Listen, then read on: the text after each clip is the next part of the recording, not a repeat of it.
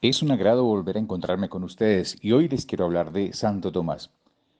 Se discute la existencia de una filosofía cristiana, dado que parecería existir una contradicción entre los términos.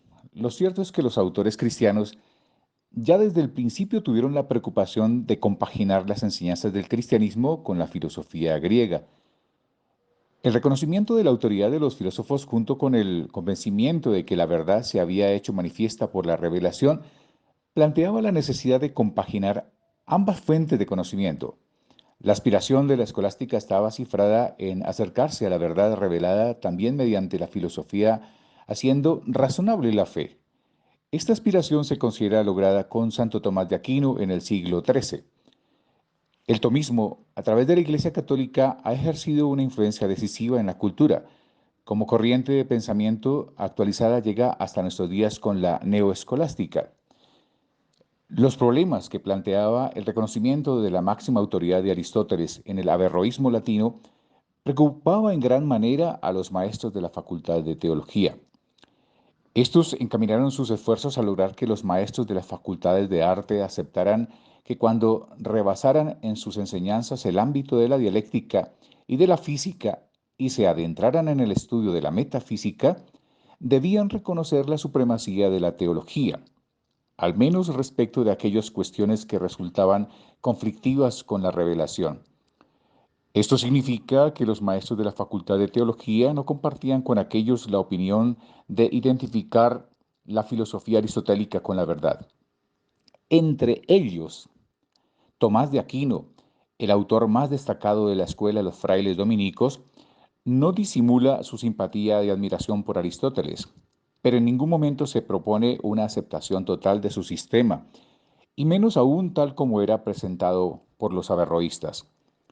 El interés de Santo Tomás por Aristóteles aparecía al principio asociado también a las mismas sospechas de herejía y su magisterio fue recibido con prevención y controversias. El estudio de las obras de Aristóteles mediante traducciones directas le llevó a afirmar que las incompatibilidades que se habían dictado y detectado entre la filosofía de Aristóteles y la fe cristiana eran falsas y no tenían base en las obras del filósofo. Esta fue sin duda la clave del éxito del tomismo. Santo Tomás es considerado el autor escolástico más importante porque consigue hacer compatible la máxima autoridad en filosofía, Aristóteles, con la doctrina de la revelación. Se muestra abiertamente partidario de la autonomía de la razón en aquello que le es propio. Afirma la capacidad del hombre para captar el universo y sus leyes, para lo que no necesita otra cosa que su propio esfuerzo intelectual. Hablemos ahora de Santo Tomás. Nace en Rocaseca en 1225 en la provincia de Nápoles, Italia, hijo de Landolfo de Aquino y Teodora, ambos de familias guerreras y de caballeros. Tuvo varios hermanos y Tomás era el menor de los hombres. Fue enviado al monasterio benedictino de Montecassino para que recibiera la educación apropiada a su condición y a las pretensiones de sus padres. Allí estudió las primeras letras, gramática, música, poesía y todo lo relacionado con la formación religiosa y moral. Desde esos primeros años dio muestras de su especial gusto por el recogimiento, el estudio, la oración y el cultivo de las virtudes humanas y cristianas. Se convierte en estudiante en Nápoles de 1239 a 1243. Debido a distintos conflictos entre los poderes civiles y eclesiásticos, se hizo imposible continuar su formación en la abadía. En acuerdo con sus padres, fue enviado a estudiar en la Universidad de Nápoles, donde frecuentó la Facultad de Artes y afianzó su formación en letras. Se dedicó especialmente al estudio de la filosofía, con marcado énfasis en Aristóteles. Allí conoció a los frailes dominicos, que eran profesores de teología. En 1244 ingresa a la Orden de Predicadores. En la universidad y en el convento de los dominicos de Nápoles conoció el espíritu de la Orden de Predicadores y le atrajo especialmente la armonía entre la vida contemplativa y la dedicación al estudio. Decidió, por tanto, ingresar a la comunidad dominicana a pesar de la oposición de la familia, que intentó de muchas maneras hacerlo desistir de dicho propósito. Los superiores lo llevaron a Roma y a Bolonia para facilitar su formación y evitar la oposición de su familia.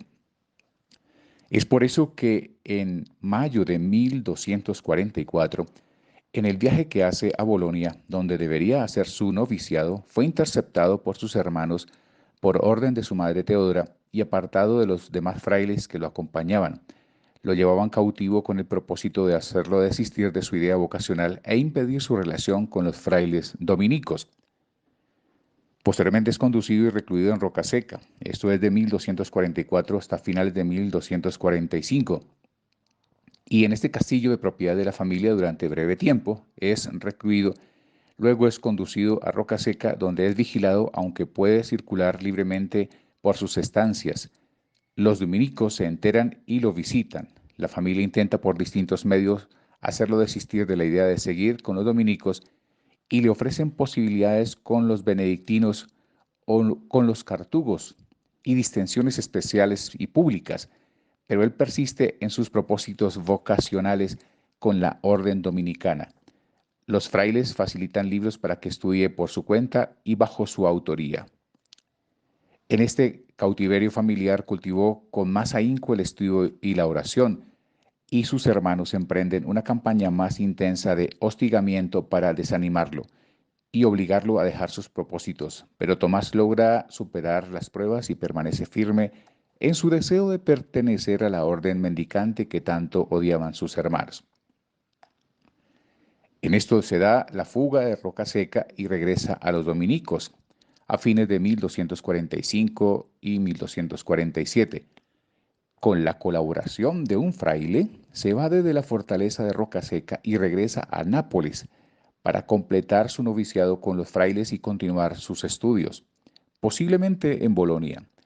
Es enviado posteriormente a París para continuar su formación teológica, pero algunas dificultades debido a la gran concurrencia de estudiantes y falta de cupo obligan a los superiores a remitirlo a Colonia.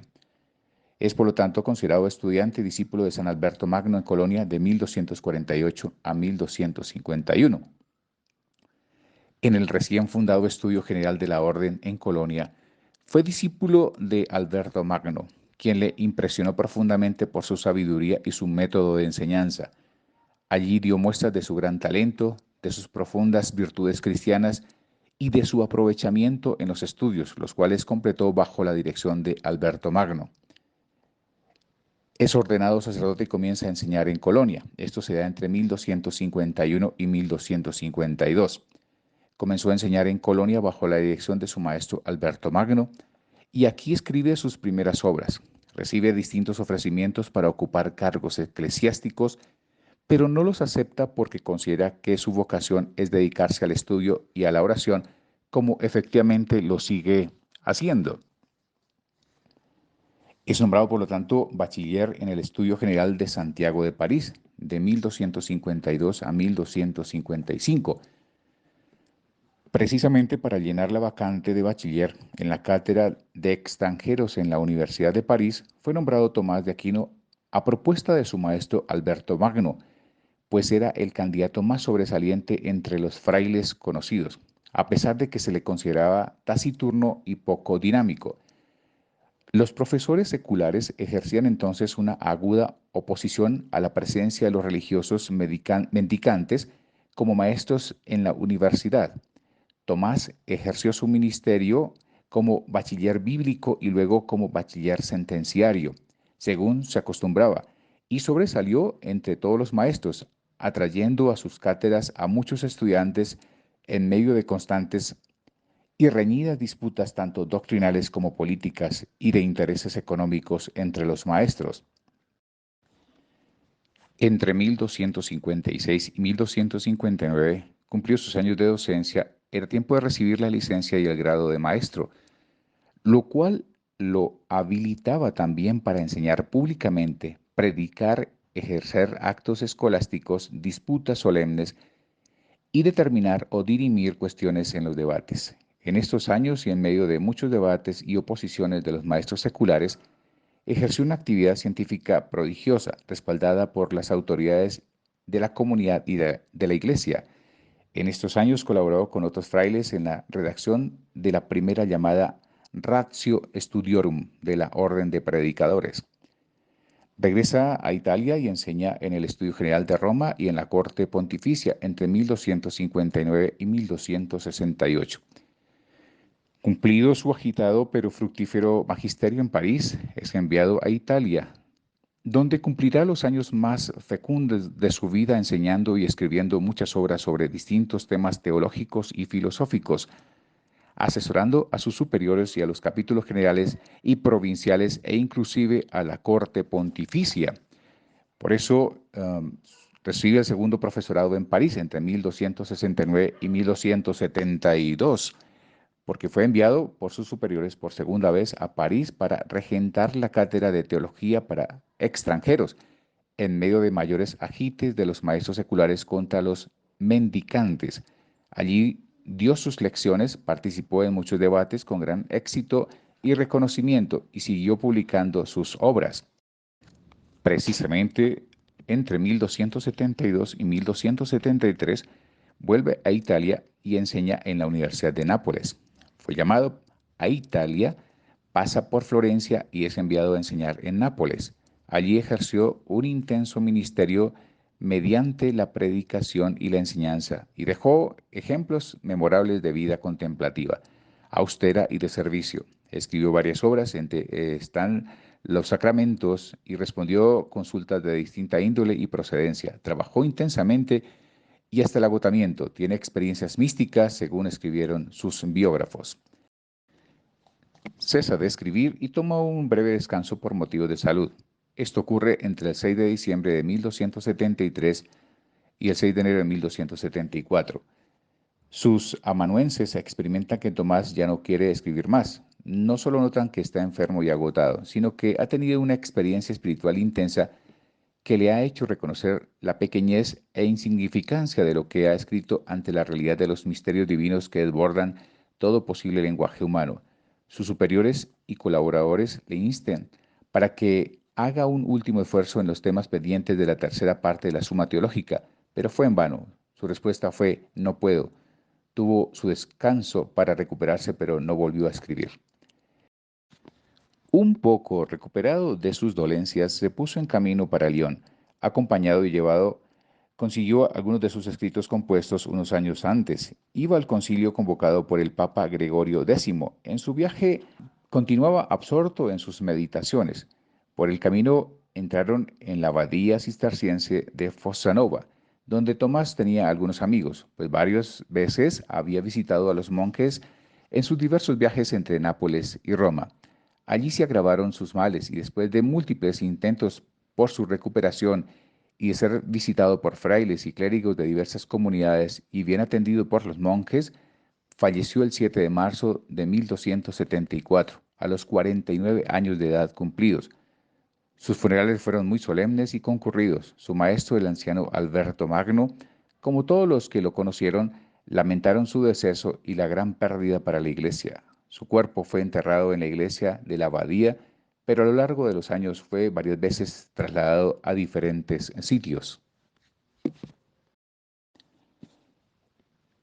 Las obras de Santo Tomás de Aquino son muy numerosas y suelen clasificarse en tres grupos. Están los comentarios, los cuales son explicaciones o aclaraciones de obras de otros autores.